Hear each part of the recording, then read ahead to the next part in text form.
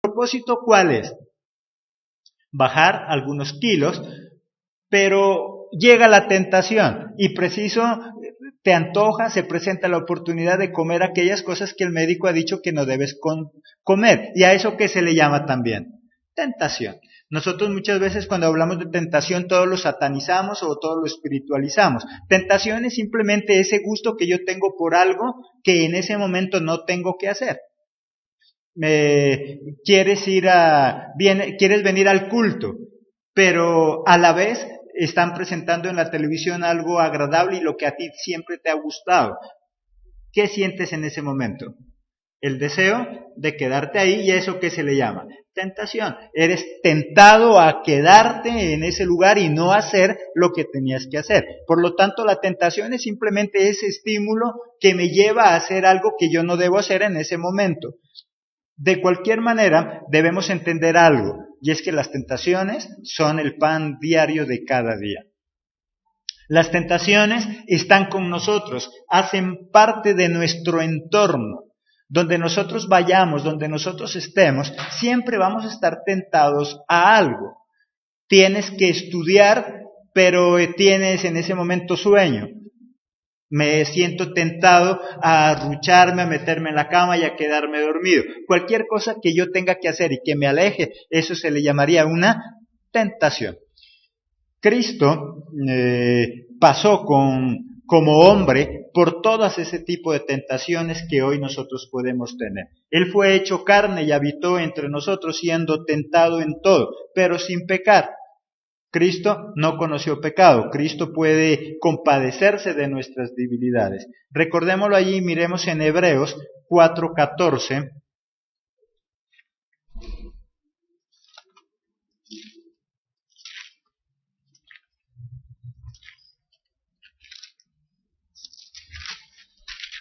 Hebreos 4:14. Por tanto, teniendo un gran sumo sacerdote que traspasó los cielos, Jesús, Hijo de Dios, retengamos nuestra profesión. Porque no tenemos un sumo sacerdote que no pueda compadecerse de nuestras debilidades, sino uno que fue tentado en todo según nuestra semejanza, pero sin pecado. Dice que Él fue tentado en todo con nosotros según nuestra semejanza.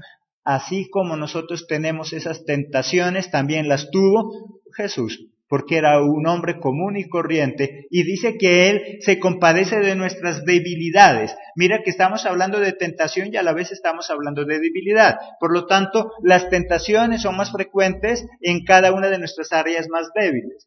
¿Qué debilidad tenemos cada uno de nosotros? Cada uno de nosotros tiene una debilidad diferente, y simplemente lo que está diciendo es que Jesucristo, Él nos puede ayudar en esa debilidad y que Él tiene compasión de nosotros en esa debilidad, porque Él como hombre también las tuvo. Él sabe. ¿Cuál es tu debilidad? El secreto para nosotros no caer en ese tipo de pecado es simplemente reconocer que cada uno de nosotros tenemos debilidades. Cuando nosotros pensamos que no somos débiles en ninguna parte, entonces es más fácil que nosotros caigamos en esa debilidad. ¿Cuál es tu debilidad? Y no simplemente podremos hablar de debilidades como nosotros nos pensamos en la tentación en cuanto a la carne, el pecado, el adulterio, la fornicación. ¿Cuál es tu debilidad? Hay personas que su debilidad es gritar. Por todo grita y cuando se le presenta la oportunidad de gritar, no la desaprovecha. ¿Cuál es tu debilidad? Enojarnos con facilidad. Cada uno de nosotros tiene una debilidad que hace que nosotros seamos tentados por ello. La clave entonces para no caer en tentaciones es reconocer nuestras debilidades. Hay muchos que creen ser cristianos y por eso ya estar libres de toda tentación, y por esa razón son los primeros en caer. Primera de Corintios 10, ubiquemos ya donde nos corresponde hoy. Primera de Corintios 10, capítulo 12, ¿qué nos dice allí?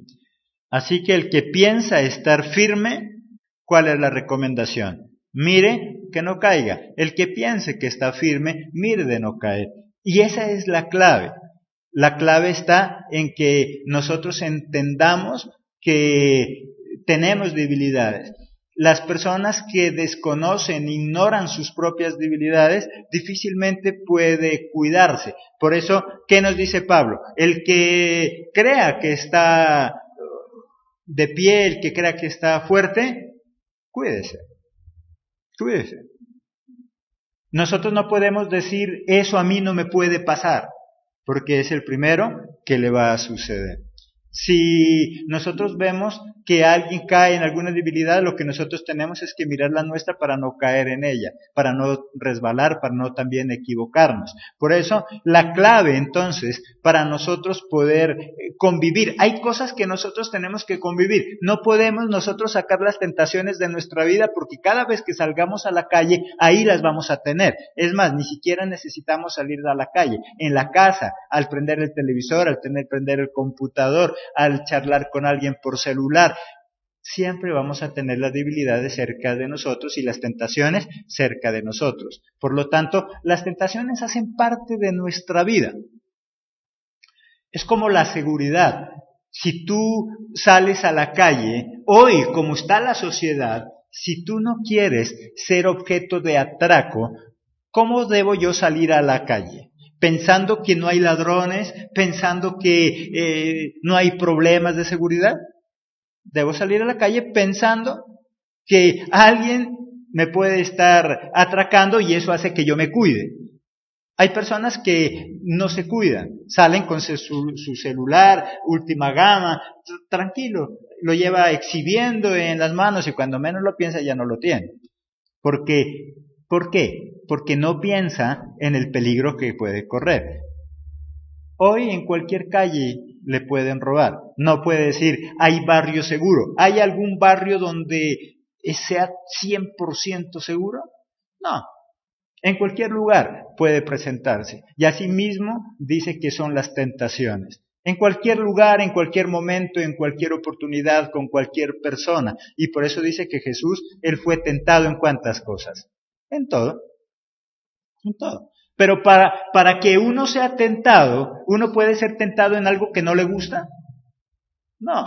Dice que Jesús fue tentado en todo. Significa que muchas cosas le gustaban.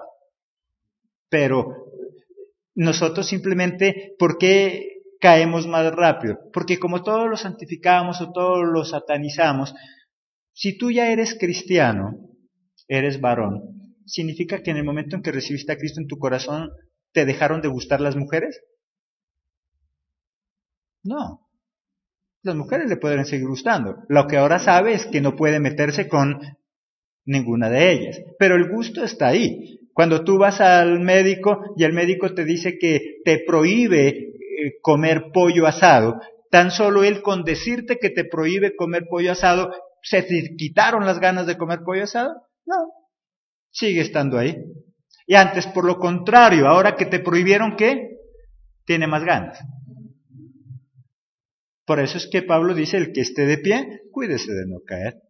Porque ninguno de nosotros no podemos decir que nunca seremos tentados. Si Jesús no se salvó de la tentación, menos nosotros. La clave entonces es reconocer nuestras debilidades. Reconocer cuáles son nuestras debilidades hace que nosotros nos cuidemos y no nos confiemos de la tentación. Dios es nuestro protector y Él no permite que seamos tentados más allá de nuestras fuerzas. Ahí en el versículo 13, ¿qué dice? No os ha sido sobrevenido ninguna tentación que no sea humana, pero fiel es Dios, que no os dejará ser tentados más de lo que podáis resistir, sino que dará también juntamente con la tentación, ¿qué dice? La salida para que podáis soportar.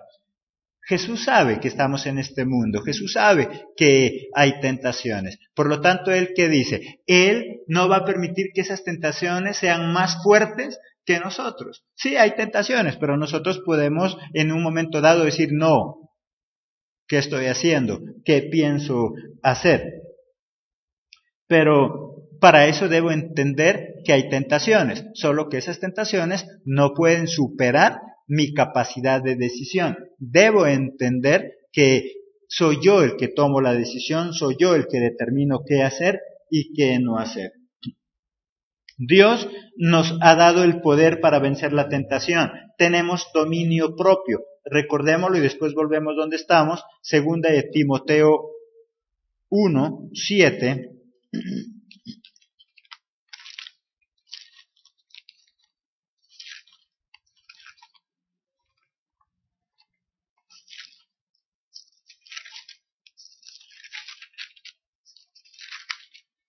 Segunda de Timoteo 1:7. Porque no nos ha dado Dios espíritu de cobardía, sino de poder, de amor y de dominio propio. Dios nos dio espíritu de ¿qué dice? De dominio propio. Quiere decir que nosotros tenemos la capacidad de dominarnos. El tener la capacidad de dominarnos no significa que se acaba la tentación. Significa que por muchas tentaciones que hayan, yo me puedo dominar, yo me puedo controlar. El pecado o la tentación siempre va a estar presente en nuestra vida, pero no nos puede dominar. Recordemos ahí en Génesis 4:7. Génesis 4:7.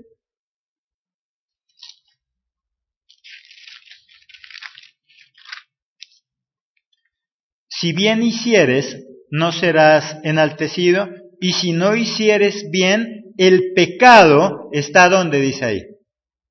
¿Dónde dice? A la puerta.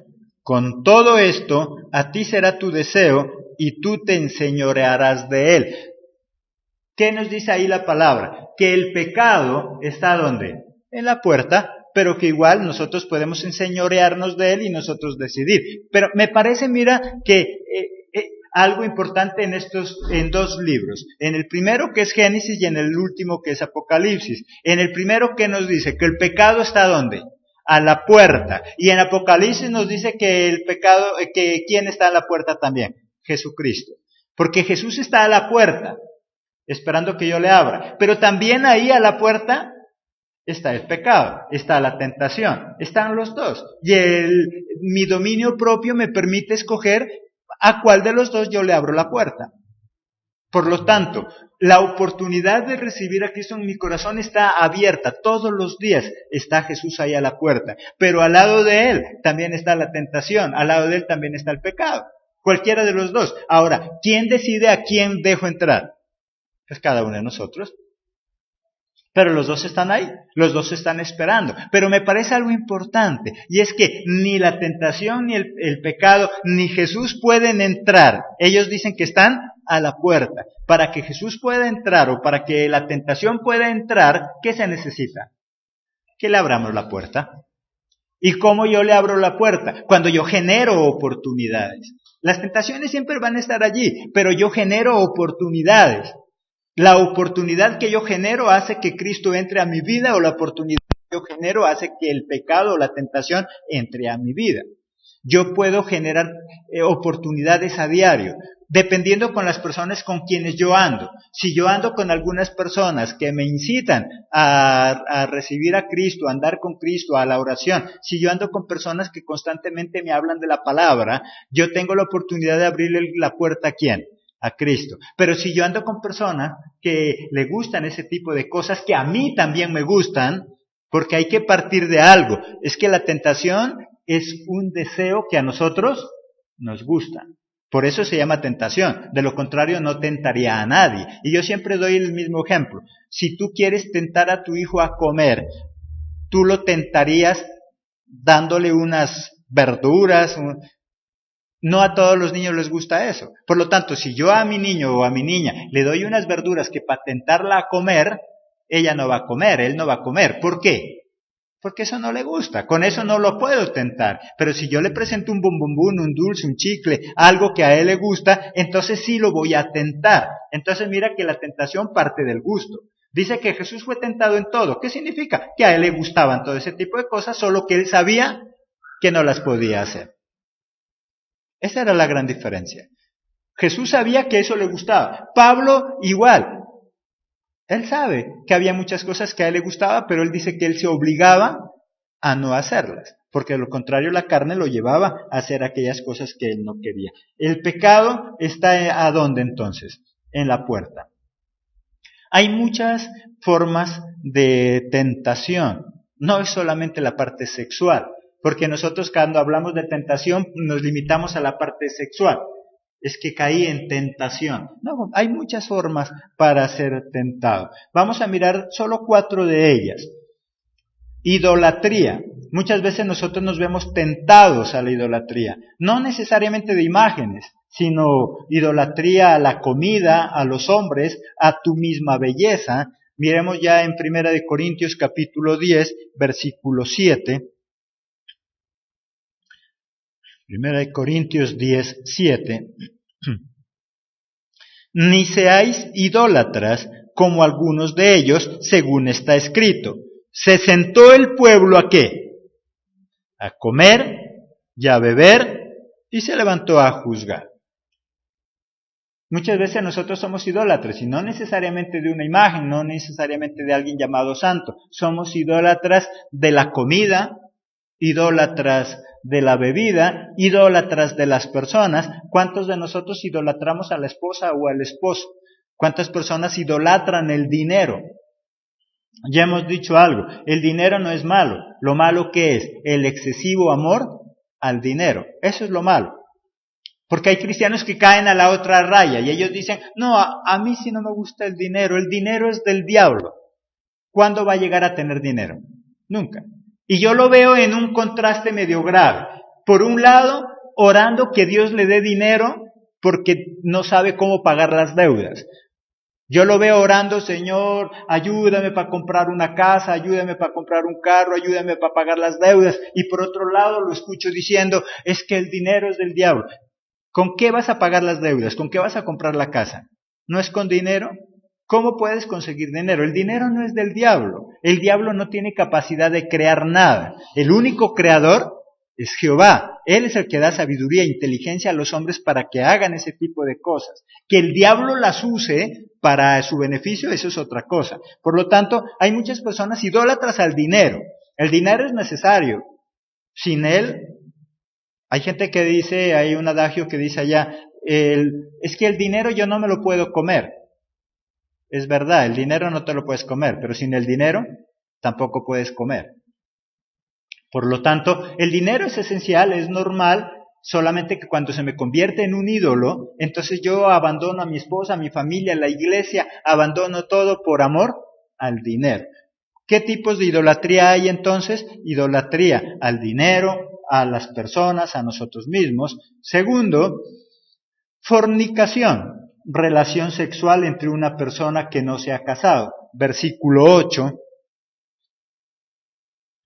Ni forniquemos como algunos de ellos fornicaron y cayeron en un día 23,000.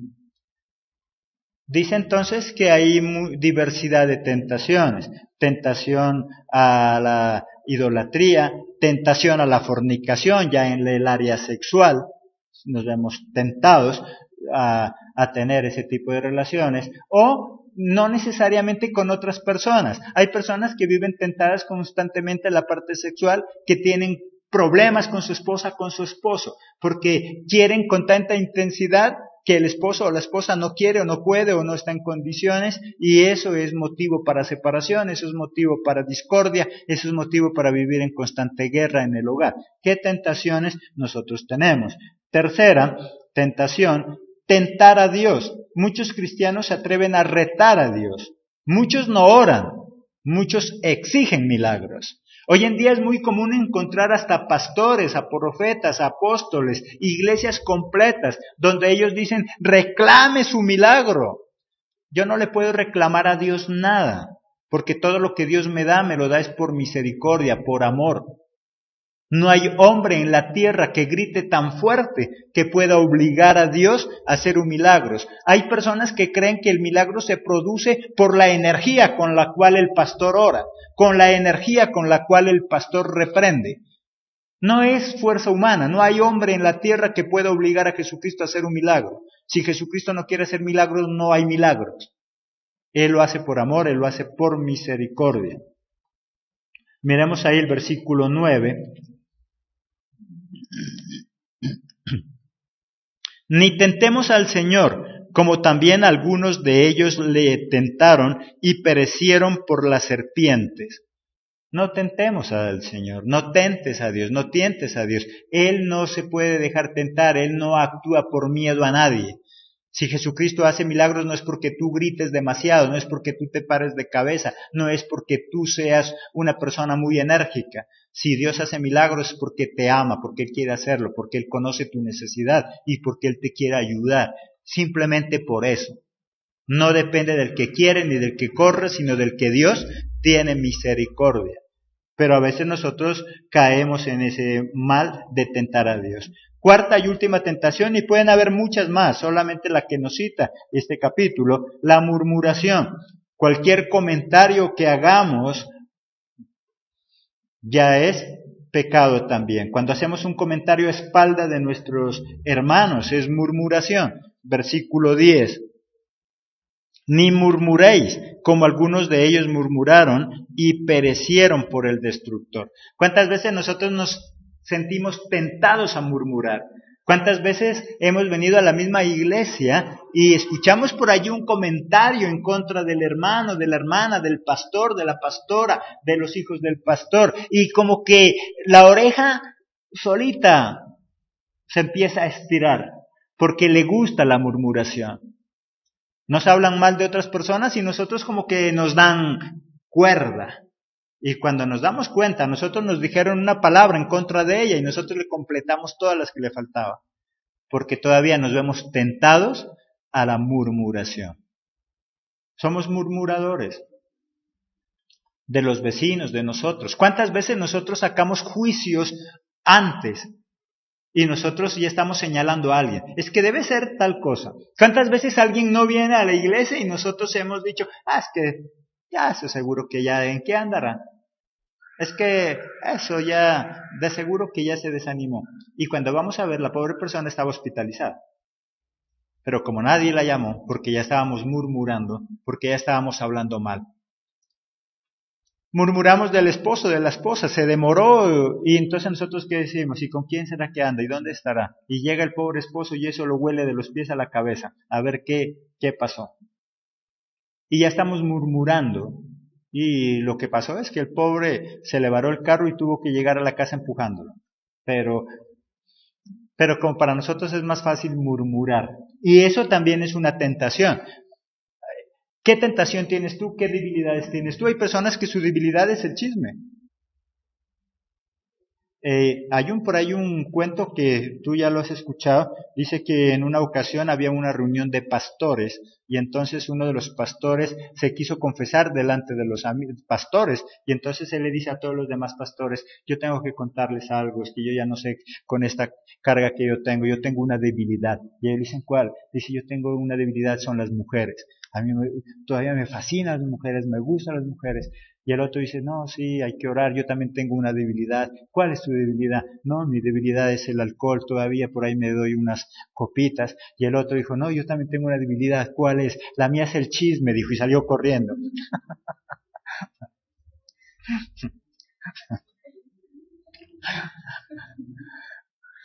Todos tenemos una debilidad, ¿cierto? ¿Cuál es tu debilidad?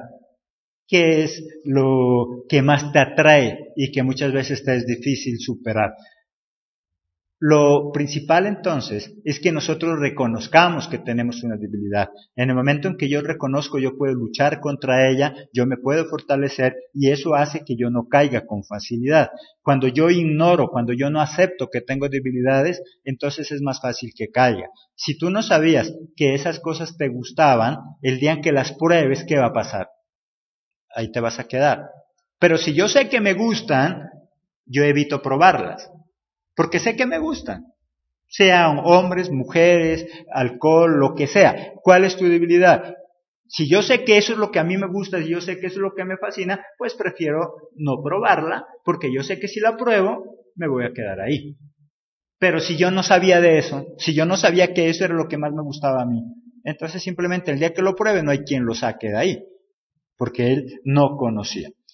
Hay cosas que tal vez sí podemos hacer, pero no nos conviene. Hay muchas cosas que todo lo podemos hacer, pero no todo nos conviene. Porque Sin saber, podemos caer en tentación de hacer algo que no se debe hacer. Ahí en el versículo 23, ¿qué dice?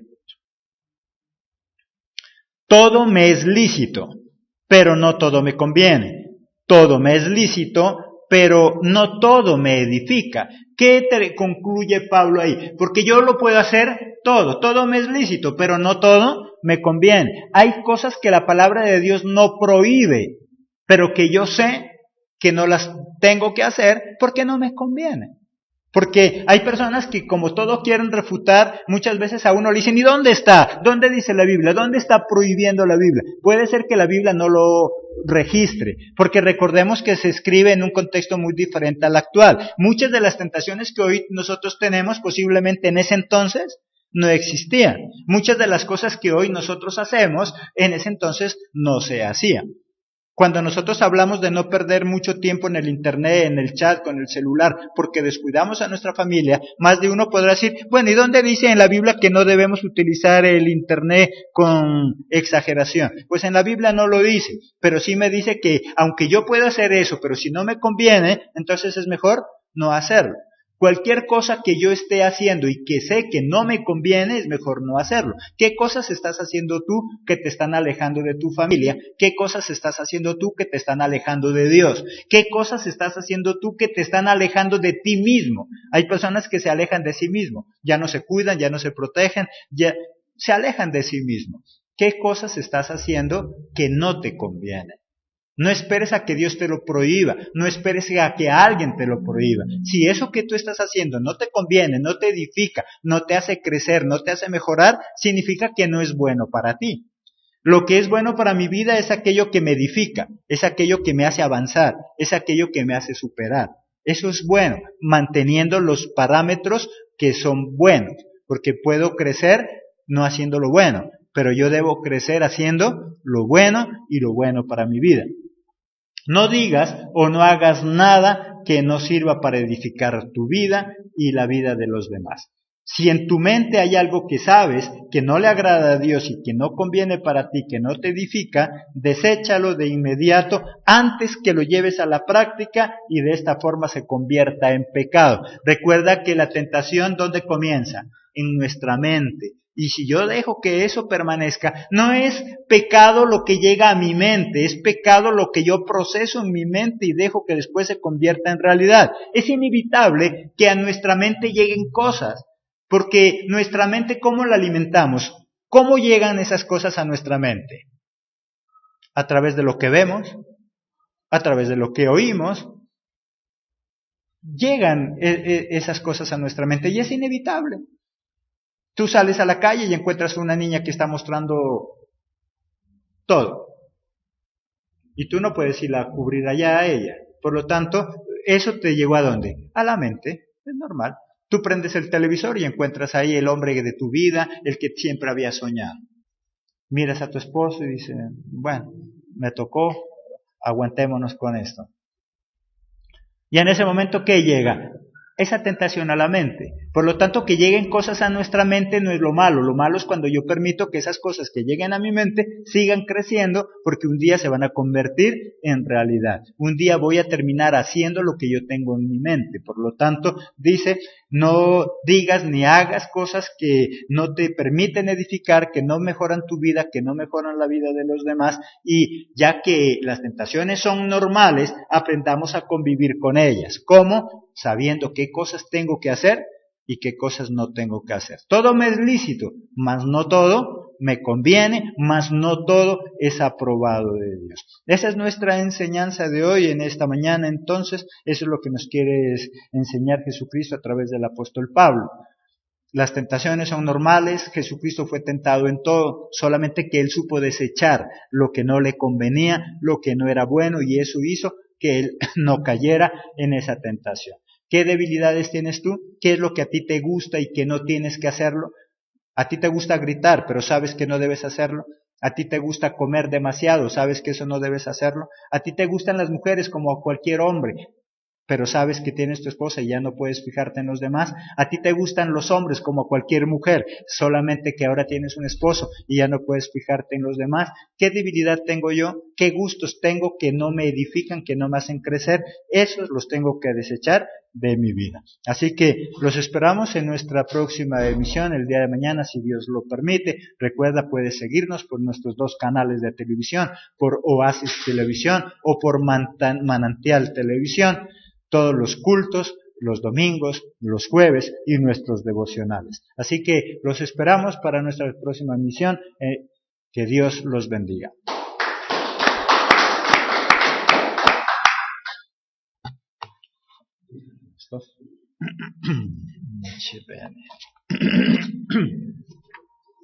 ¿Qué hacer? Por lo tanto, la tentación es simplemente ese estímulo que me lleva a hacer algo que yo no debo hacer en ese momento. De cualquier manera, debemos entender algo, y es que las tentaciones son el pan diario de cada día.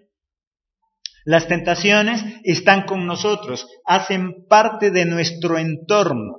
Donde nosotros vayamos, donde nosotros estemos, siempre vamos a estar tentados a algo. Tienes que estudiar, pero tienes en ese momento sueño. Me siento tentado a arrucharme, a meterme en la cama y a quedarme dormido. Cualquier cosa que yo tenga que hacer y que me aleje, eso se le llamaría una tentación. Cristo pasó como hombre por todas ese tipo de tentaciones que hoy nosotros podemos. ¿El propósito cuál es? Bajar algunos kilos, pero llega la tentación y preciso te antoja, se presenta la oportunidad de comer aquellas cosas que el médico ha dicho que no debes comer. ¿Y a eso qué se le llama también? Tentación. Nosotros muchas veces cuando hablamos de tentación todos lo satanizamos o todo lo espiritualizamos. Tentación es simplemente ese gusto que yo tengo por algo que en ese momento no tengo que hacer. Quieres venir al culto, pero a la vez están presentando en la televisión algo agradable y lo que a ti siempre te ha gustado. ¿Qué sientes en ese momento? El deseo de quedarte ahí, y eso ¿qué se le llama? Tentación. Eres tentado a quedarte en ese lugar y no hacer lo que tenías. Nuestras debilidades, sino uno que fue tentado en todo según nuestra semejanza, pero sin pecado. Dice que Él fue tentado en todo con nosotros según nuestra semejanza. Así como nosotros tenemos esas tentaciones, también las tuvo Jesús, porque era un hombre común y corriente, y dice que Él se compadece de nuestras debilidades. Mira que estamos hablando de tentación y a la vez estamos hablando de debilidad. Por lo tanto, las tentaciones son más frecuentes en cada una de nuestras áreas más débiles. ¿Qué debilidad tenemos cada uno de nosotros? Cada uno de nosotros tiene una debilidad diferente, y simplemente lo que está diciendo es que Jesucristo, Él nos puede ayudar en esa debilidad y que Él tiene compasión de nosotros en esa debilidad, porque Él como hombre también las tuvo. Él sabe. ¿Cuál es tu debilidad? El secreto para nosotros no caer en ese tipo de pecado es simplemente reconocer que cada uno de nosotros tenemos debilidades. Cuando nosotros pensamos que no somos débiles en ninguna parte, entonces es más fácil que nosotros caigamos en esa debilidad. ¿Cuál es tu debilidad? Y no simplemente podremos hablar de debilidades como nosotros nos pensamos en la tentación en cuanto a la carne, el pecado, el adulterio, la fornicación. ¿Cuál es tu debilidad? Hay personas que su debilidad es gritar. Por todo grita y cuando se le presenta la oportunidad de gritar, no la desaprovecha. ¿Cuál es tu debilidad? Enojarnos con facilidad. Cada uno de nosotros tiene una debilidad que hace que nosotros debemos tener. Él fue hecho carne y habitó entre nosotros, siendo tentado en todo, pero sin pecar. Cristo no conoció pecado. Cristo puede compadecerse de nuestras debilidades. Recordémoslo allí, miremos en Hebreos 4:14.